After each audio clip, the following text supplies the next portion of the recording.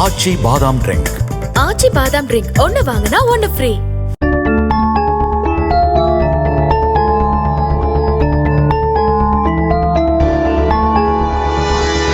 Live in ரிலேஷன்ஷிப்பில் இருந்த பெண்ணை அவரது தந்தையும் அண்ணனும் கொடூரமாக எரித்து கொன்றுவிட்டு பெண்ணை காணவில்லை என நாடகமாடிய சம்பவம் உத்தரப்பிரதேசத்தில் அரங்கேறியுள்ளது. என்ன நடந்தது விரிவாக பார்க்கலாம்.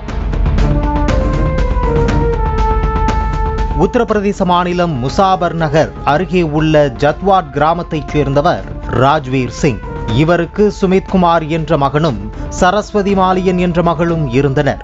23 வயதாகும் சரஸ்வதி குர்கானில் உள்ள தனியார் நிறுவனத்தில் டெலிவரி ஏஜென்ட்டாக வேலை பார்த்து வந்தார். இவர் தினமும் வீட்டிலிருந்து குர்கானில் சென்று வருவது சிரமம் ஏற்பட்டதால் வேலை செய்யும் நிறுவனம் அருகே வீடு எடுத்து தங்கி வந்துள்ளார். இந்த நிலையில் சரஸ்வதிக்கு வேலை செய்யும் நிறுவனத்தில் பணிபுரியும் ஒரு இளைஞருடன் பழக்கம் ஏற்பட்டுள்ளது. பின்னர் அது நாளடைவில் காதலாக மாறியிருக்கிறது. இது குறித்து தனது பெற்றோருக்கு சரஸ்வதி தெரிவிக்க அவர்கள் இருவர்களின் காதலுக்கு கடும் எதிர்ப்பு தெரிவித்தனர். இதற்கிடையே கடந்த 2019ஆம் ஆண்டு சரஸ்வதிக்கு 18 வயது நிரம்புவதற்கு முன்பே அவரது பெற்றோர் சரஸ்வதியை கட்டாயப்படுத்தி திருமணம் செய்து வைத்துள்ளனர். இருப்பினும் திருமணமான 2 வருடங்களிலேயே கணவன் மனைவி இடையே கருத்து வேறுபாடு ஏற்பட்டது.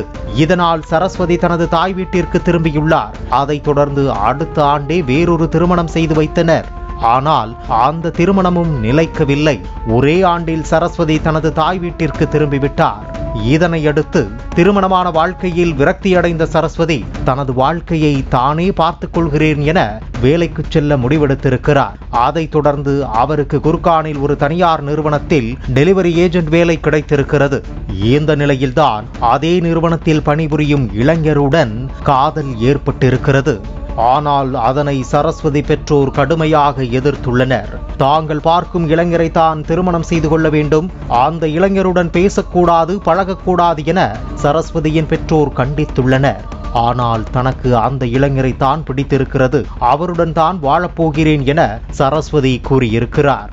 மேலும் பெற்றோரின் எதிர்ப்பையும் மீறி சரஸ்வதி அந்த இளைஞருடன் திருமணம் செய்து கொள்ளாமல் லிவ் இன் ரிலேஷன்ஷிப்பில் இருந்திருக்கிறார். இது குறித்து அவரின் பெற்றோருக்கு தெரிய வர மேலும் கோபமடைய செய்துள்ளது. இதுவெல்லாம் நமது குடும்பத்திற்கு சரியாக இருக்காது, இப்படி செய்யாதே என சரஸ்வதியுடன் தொடர்ந்து சண்டையிட்டு வந்துள்ளனர். இந்த நிலையில் சரி, இதை பேசி சரி செய்து விடலாம் என நினைத்த சரஸ்வதி வீட்டிற்கு நேரில் வருவதாக தெரிவித்திருக்கிறார். அதைத் தொடர்ந்து வீட்டிற்கு புறப்பட்டு சென்ற சரஸ்வதி 2 நாட்கள் ஆகியும் எந்த தொடர்பும் இல்லை. இதனால் சந்தேகமடைந்த சரஸ்வதியின் காதலன் சரஸ்வதியின் வீட்டிற்கு கால் செய்துள்ளார்.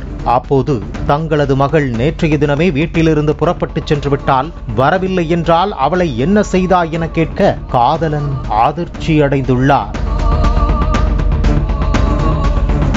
இதைத் தொடர்ந்து சரஸ்வதியின் தாய் மற்றும் தந்தை காவல் நிலையத்திற்கு சென்று தங்களது மகளை காணவில்லை என்றும் அவரை கண்டுபிடித்து தர வேண்டும் என அழுது நாடகமாடியுள்ளனர். இதையடுத்து வழக்கு பதிவு செய்த போலீசார் சரஸ்வதியின் காதலனை அழைத்து விசாரணை தொடங்கினர். விசாரணையில் தானும் சரஸ்வதியும் காதலித்து வந்ததாகவும் அதற்கு சரஸ்வதியின் பெற்றோர்கள் கடும் எதிர்ப்பு தெரிவித்ததாகவும் கூறினார்.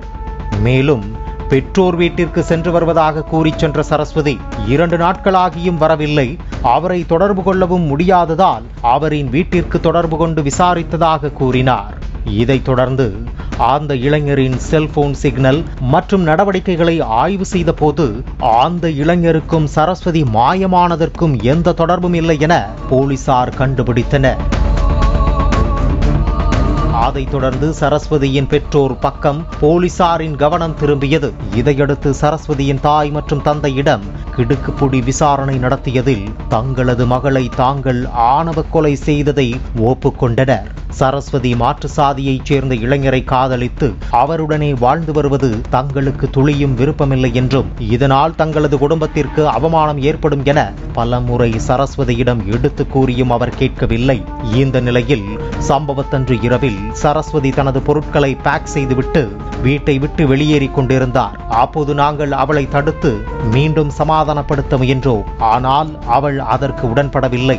இதனால் சரஸ்வதியின் கழுத்தை நெரித்து கொன்றுவிட்டு பின்னர் லாரி டிரைவர் உதவியுடன் சரஸ்வதியின் உடலை 5 கிலோமீட்டர் தூரம் வரை எடுத்துச் சென்று காட்டில் உள்ள ஒரு கால்வாயின் கரையில் வீசியுள்ளனர். பின்னர் சரஸ்வதியின் உடல் அடையாளம் தெரியாமல் இருக்க பெட்ரோலை ஊற்றி உடலை எரித்துவிட்டு வீட்டிற்கு சென்றதாக வாக்குமூலம் அளித்தனர்.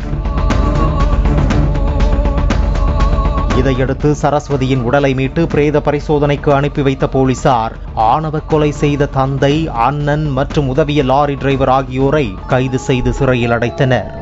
தங்களின் விருப்பத்தை மீறி வேறு சாதி இளைஞரை விரும்பியதற்காக பெற்ற மகளை ஆணவ கொலை செய்து பின் அவரை காணவில்லை என நாடகமாடிய சம்பவம் அப்பகுதியில் பெரும் பரபரப்பை ஏற்படுத்தியுள்ளது. ஆச்சி பாதாம் ட்ரிங்க். ஆச்சி பாதாம் ட்ரிங்க் ஒன்னு வாங்கினா ஒன்னு ஃப்ரீ.